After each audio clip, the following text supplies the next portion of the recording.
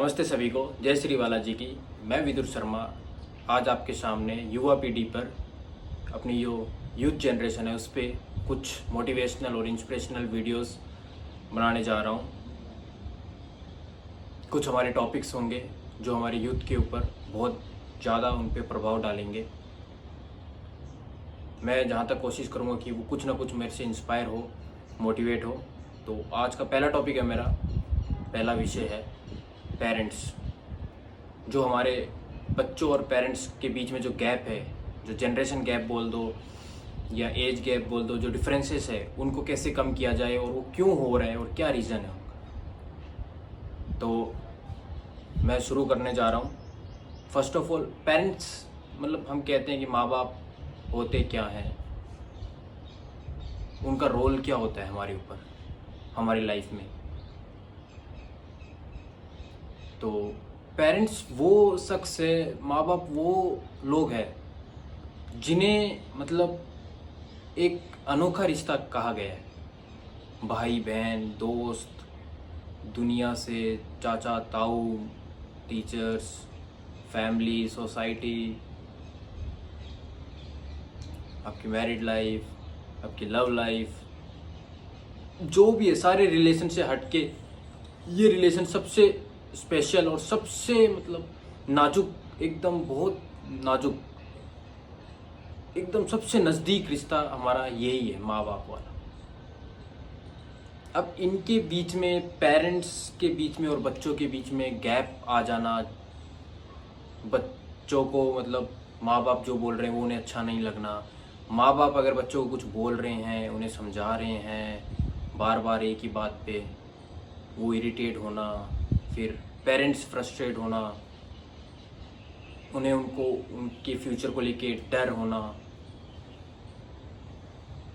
क्यों हो रहे हैं और क्या रीज़न है, मतलब हम क्यों चिढ़ रहे हैं उनसे, हम क्यों दूर हो रहे हैं अपने माँ बाप से।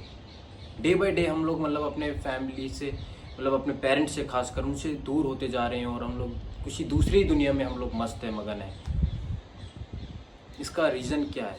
फर्स्ट ऑफ ऑल ये है कि मतलब हमारे जो डैड है, जो पापा, जो मतलब सबके लिए वो एक कहते हैं कि मतलब हिटलर टाइप, कठोर दिल इंसान, कुछ माफ़ नहीं करते कोई चीज़ के लिए। सज़ा है तो सज़ा मिलेगी, कुछ सुनाना है तो सुनाएंगे, ये नहीं कि माफ़ कर दो अपने बच्चे को। नहीं, क्यों? क्योंकि वो चाहते हैं कि मेरा जो बच्चा हो वो लाइफ में कहीं भी ना अटके।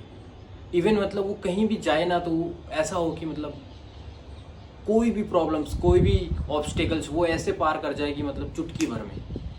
वो जब होगा जब उसको मतलब उतना स्ट्रॉन्ग बनाएंगे वो, और वो स्ट्रॉन्ग बनाने के लिए हमें वो सारी बातें बोलते हैं कि सुबह बेटा 5 बजे उठा करो, अपना टाइम टेबल बनाओ, अपना टाइम मैनेजमेंट रखो, अपना एक रूटीन रखो, एक डिसिप्लिन लाइफ रखो, टाइम से नाश्ता किया करो, उसके बाद में कुछ अपने ज़रूरी काम है वो के लिए योगा कर लो, या फिर जो भी है मतलब वर्कआउट है वर्कआउट कर लो मॉर्निंग में, न्यूज़पेपर्स पढ़ा करो, कुछ बुक्स है अच्छी बुक्स पढ़ा करो,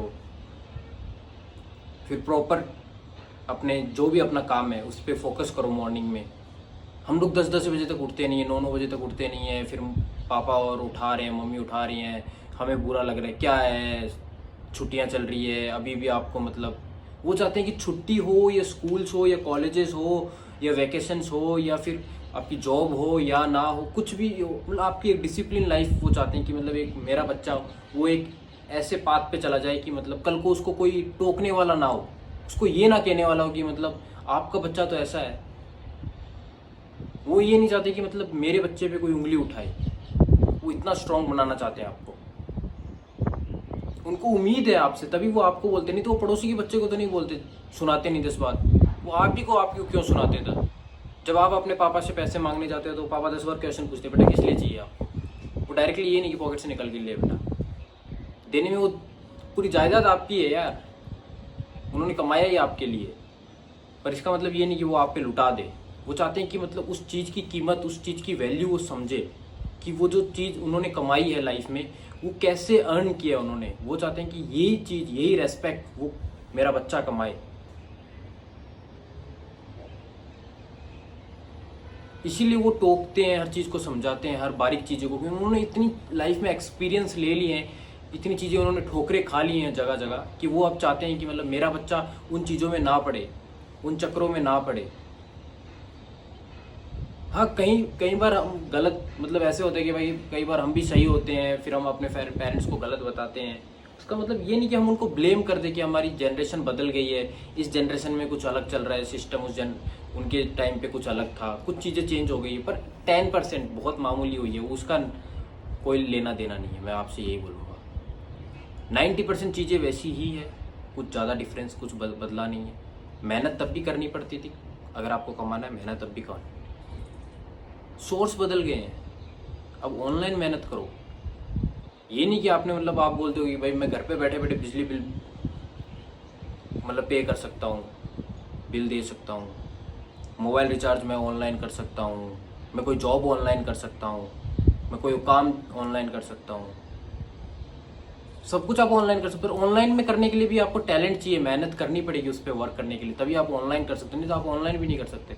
और सबसे बड़ी विवेकानंदा ने ये बात बोली है, मन को और दिमाग को जितना ज़्यादा स्थिर रखोगे, जितने ज़्यादा शांत रखोगे, उतना ज़्यादा आप आगे बढ़ोगे। और जितने इस तन को, जितनी इस बॉडी को आप मूव करोगे, उतने ज़्यादा आप एक्टिव रहोगे, उतने ज़्यादा आप स्ट्रांग बनोगे। कहने का मतलब है फिजिकली जितना ज़्यादा आप अपने आप को बिजी रखोगे, यहाँ वहाँ घूमना, उधर उधर जाना आना, मतलब बैठना नहीं, आलस नहीं करना, और मन को और इसको दिमाग को, दिल को, मन को शांत रखो, एक जगह स्थिर रखो।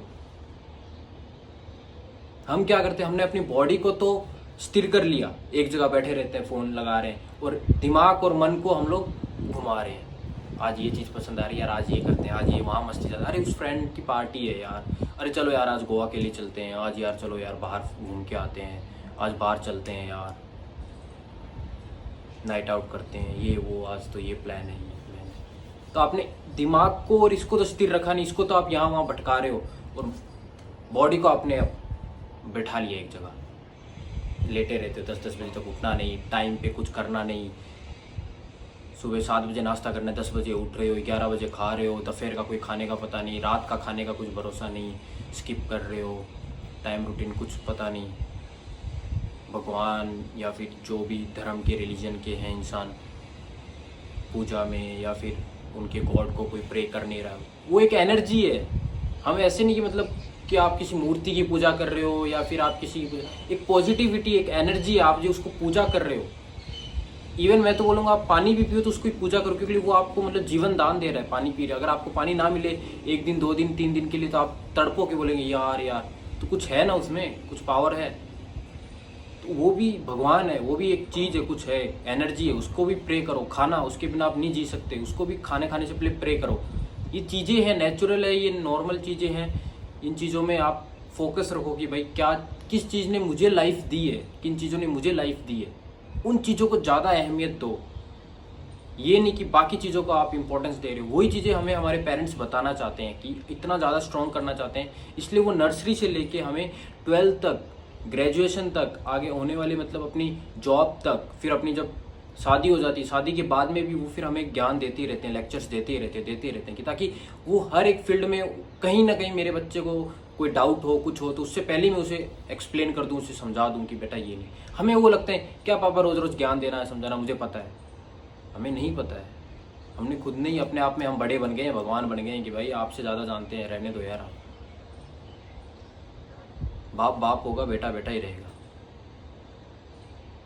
इसीलिए वो है। और मॉम और बच्चे का रिलेशन क्या रहता है, बच्चे को कोई प्रॉब्लम नहीं है मॉम से। क्यों नहीं होती मॉम से प्रॉब्लम, कभी देखा है? मॉम एक्सपेक्ट नहीं करती, उम्मीद नहीं रखती कि भाई मेरा बच्चा ये करेगा वो करेगा। वो मॉम फ्री माइंड है। मॉम के लिए तो आप उसको तू बोल दो तो भी मॉम बोलेगी वाह, मतलब ठीक है, तू कर। आपने कभी पापा बोला है तू कर ले? मॉम को बोल दे यार कर लो ना, क्या है, मतलब हम लोग मतलब एक दोस्त मान लेते हैं माँ को। भाई वो भी माँ है, वो भी, उसको भी रेस्पेक्ट देनी चाहिए, उसको भी इंपॉर्टेंस दो उतनी। लाइक वो पूछती नहीं है, वो मांगती नहीं है आपसे कुछ। इसका मतलब ये नहीं कि आप उसे रेस्पेक्ट ना दो, उसके लिए कुछ करो ना, बिना बोले ही कर जाओ उसके लिए। और डैड है कि डैड को डर रहता है कि यार मेरा बच्चा किसी गलत रास्ते पे निकल गया तो फिर कुछ खराब ना हो जाए, ये अपनी जनरेशन, अपनी आने वाली पीढ़ी खराब ना कर ले। इसलिए उस डर के लिए वो हमको टोकता रहता है। हम सही भी चलते रहते हैं तो भी वो हमें टोकते रहते हैं, समझाते रहते हैं कि नहीं अभी सही चल रहा है, चलो यार इसको शाबाशी दे देंगे ना तो ये सर पे चढ़ जाएगा। ऐसा होता है, किसी को कोई अच्छा कर रहा था ना उसको तो वाओ वेल डन, तो उसको ऐसा फूल जाता है अपने ऊपर अपने आप में, तो फिर वो उस ट्रैक से हट जाता है।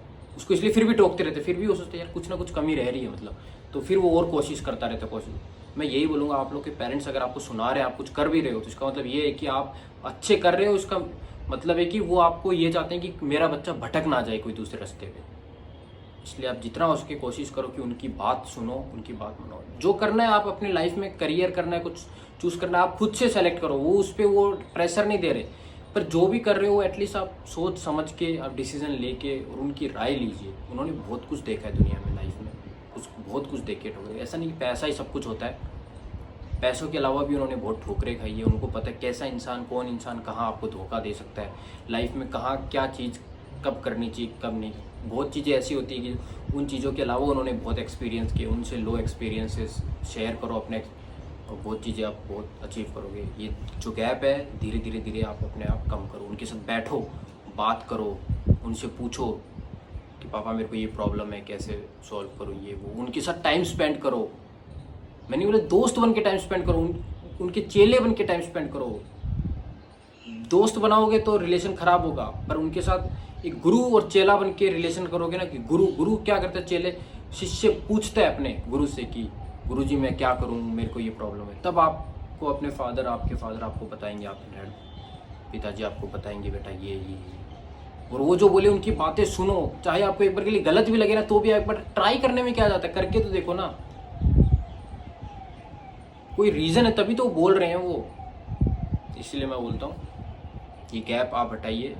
और पेरेंट्स को मैं यही बोलूँगा कि जहाँ तक हो सके आप ट्राई करिए कि अपने बच्चों को समझिए, अपने बच्चों को उनको टाइम दीजिए, उनकी भी सुनिए कि वो क्या करना चाहते हैं लाइफ में। धीरे धीरे धीरे धीरे धीरे ये गैप आप कम करें। Thank you.